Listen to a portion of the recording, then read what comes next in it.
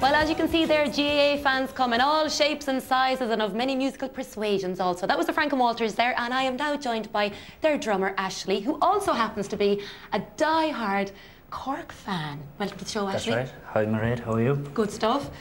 Tell me, if music is your first love, would hurling be the second? I suppose, yeah. I mean, sport in general, anyway, but hurling would definitely be top of the pile. And coming from Cork, it's mandatory that you're a hurling fanatic, or else they banish you to Kerry. So, but I know growing up it was all like hearing tales of Christy Ring and Jack Lynch and Thunder and Lightning finals and Glen and Bears games and that. And then, of course, when you come of age, you get your own heroes. Like Jimmy Barry Murphy was our hero, and not only was he a hurling hero, but he was a fashion icon in Cork. We all had Jimmy Barry Murphy haircuts after the '73 football final, so I still have mine. Oh, I can see it. Yeah, that looks very good. Tell us now. You played hurling yourself at Bishopstown up to about minor age. Yeah. There's a strange kind of parallel there between drumming and hurling. The whole notion of banging things with sticks. Yeah. Well, it's great to get rid of frustration. You know, drumming is great. I mean, I'd probably be a serial killer if I wasn't a drummer, but I get all the frustration out with the old, you know, hitting the skins. Like, and I think hurlers are the same. So if more people get involved in hurling, I think it'll keep the crime rates down. So interesting theory. Yeah. Well, it could work. Could work. Yeah, never know. Now, next week you're heading off for a 3-month tour around Europe. Yeah, busy time for us. We just recorded an album over the summer. It's called A Renewed Interest and Happiness, and there's a single, Miles and Miles. It'll be out September the 29th. I'll get your plug in there anyway, why don't you? I've been well schooled. But listen, when you spend so much time on the road, is it difficult to maintain an interest in hurling?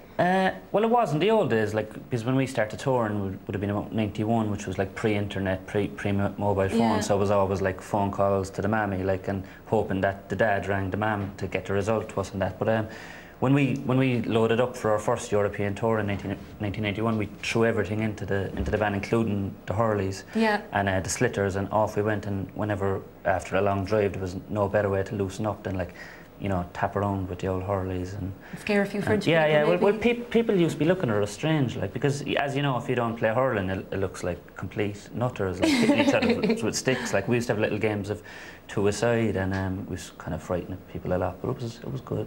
You terrified Tom York at one stage, I think.